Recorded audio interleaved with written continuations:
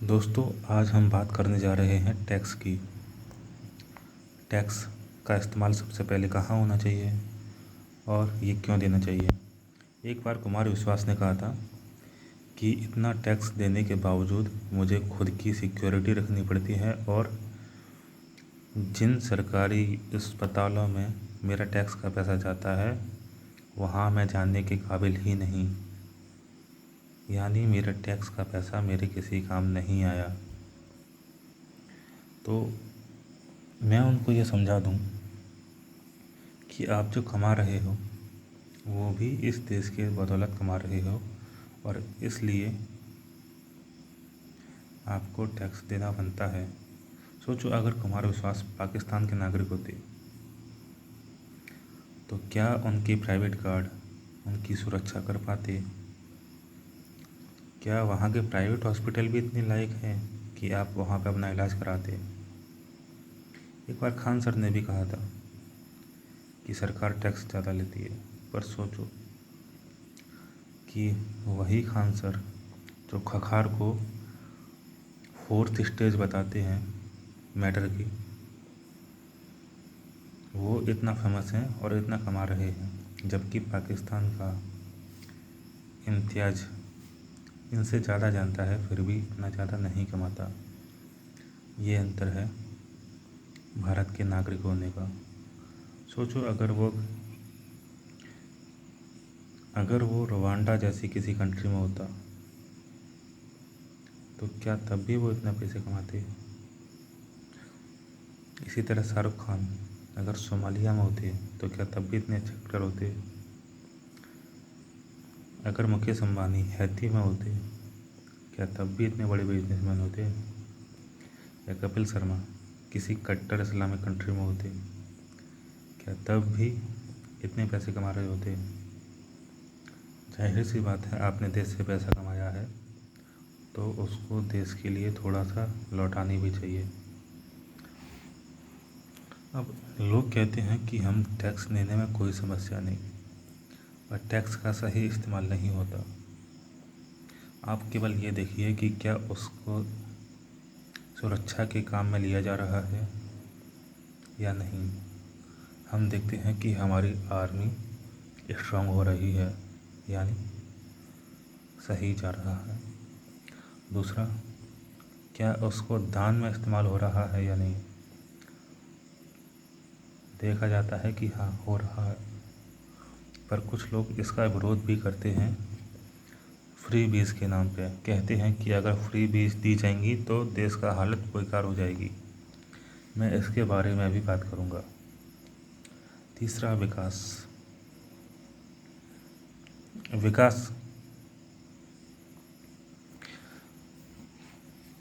अब सबसे पहले बात आते हैं, जैसे सोनाक्षी सिन्हा ने एक बार कहा था कपिल शर्मा शो पे कि जो टैक्स का खर्चा है उसे पहले एजुकेशन में करो, उसके बाद सुरक्षा में, यानी एजुकेशन बजट बढ़ा दिया जाए और डिफेंस बजट कम कर दिया जाए।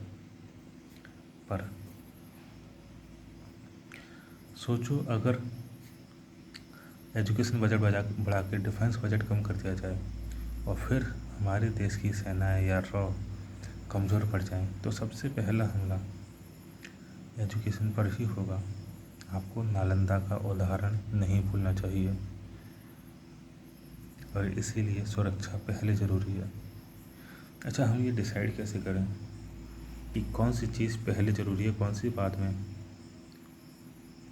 तो आप एक ये चार्ट देखिए, किसी भी देश में ये 4 तरह की सर्विस होती ही हैं: उत्पादन या सर्विस सेक्टर, सुरक्षा या एजुकेशन से संबंधित सेक्टर, और व्यापार। यानी यहाँ देखो, किसान के सुरक्षा, और अपनी मशीनें बनाने वाले, फिर व्यापार करने वाले। सबसे ज़्यादा मात्रा इन लोगों की है और ये सब पूरी तरह से सुरक्षा पर डिपेंड है। अगर जिस दिन मिलिट्री ख़त्म हो जाए तो सबसे पहले खेतों में आग लगेगी या उत्पादन प्रभावित होगा, या अगर रॉ फैल होगी तो भी उत्पादन प्रभावित होगा। फिर अपने साइंटिस्ट लोग सुरक्षा को मजबूत करते हैं हथियार बना के, और इनको मजबूत करते हैं ट्रैक्टर जैसी सुविधाएं बना के या कई और मशीनें बना के। यानी ये सबसे पहले ज़रूरी, उसके बाद ये मैनेजमेंट के लिए ज़रूरी, फिर व्यापार यानी विस्तार के लिए ज़रूरी। आप इसे किसी भी क्रम में देख सकते हैं। जैसे उत्पादन के लिए सबसे ज़रूरी सुरक्षा, फिर एजुकेशन, फिर व्यापार, फिर सुरक्षा के लिए सबसे ज़्यादा ज़रूरी एजुकेशन, फिर व्यापार, और फिर उत्पादन। एजुकेशन के लिए सबसे ज़्यादा ज़रूरी व्यापार यानी पैसा। बिना पैसे की कोई भी संस्था शुरू नहीं हो सकती। उसके बाद उत्पादन, उन्हें खाना पीना भी चाहिए। और तीसरे नंबर पर सुरक्षा यानी विस्तार के लिए। एक बार कोई चीज़ बड़ी हो गई तो उसको सुरक्षा चाहिए ही चाहिए। यही चीज़ हम व्यापार में भी देख सकते हैं। व्यापार को सबसे पहले चाहिए उत्पादन, और बिना उत्पादन के व्यापार शुरू ही नहीं होगा।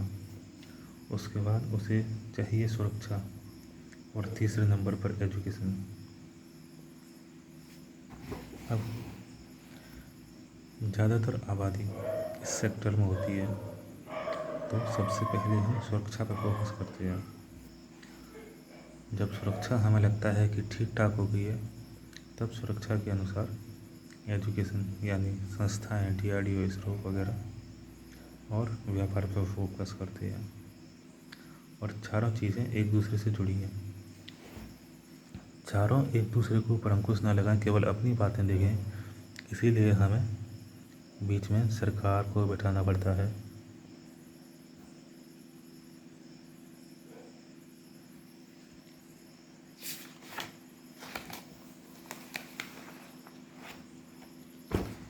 अच्छा, सवाल ये आता है कि दान क्यों ज़रूरी है।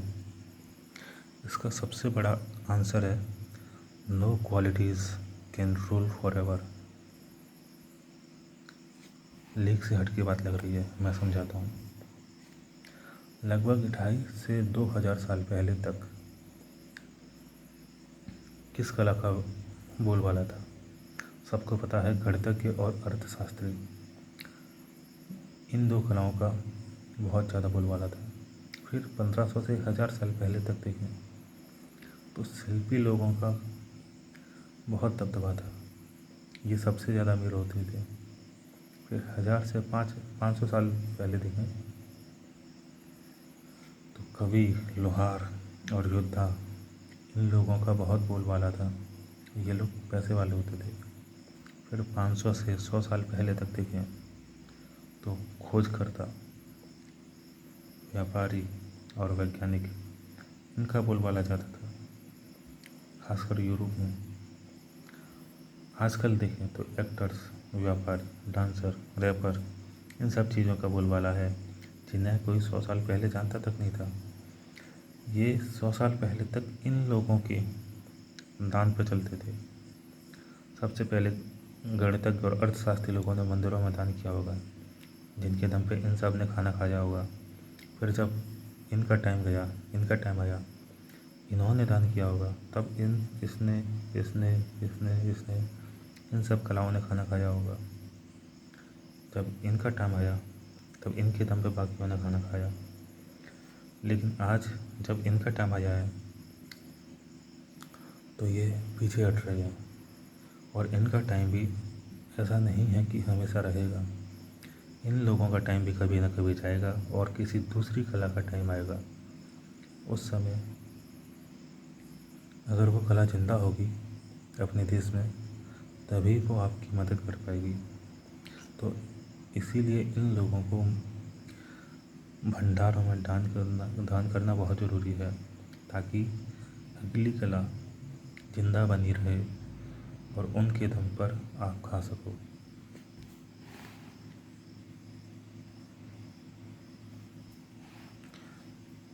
इतना तो सबको मालूम होगा कि एक्टर्स को 100 साल पहले तक भान कहते थे, और ये भी मंदिरों के भंडारे पर ही चलते थे, जो कि दान से आता था।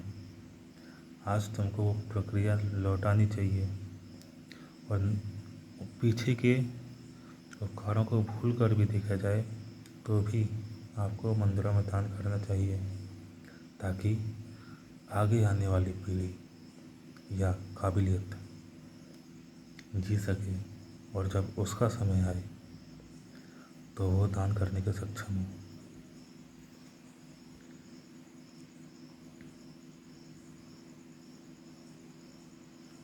अच्छा, भविष्य आने किसका वाला है? मेरे हिसाब से भविष्य उनका आने वाला है जिनके काम को आज के टाइम पे छोटा समझा जाता है, जो आज के टाइम पे गरीब हैं। और ऐसा इसलिए है क्योंकि आगे आने वाला टाइम एआई का है और उन लोगों का है जो हेल्दी हैं, और हेल्दी वो लोग हैं जो इस समय गरीब हैं या मेहनत मजदूरी कर रहे हैं।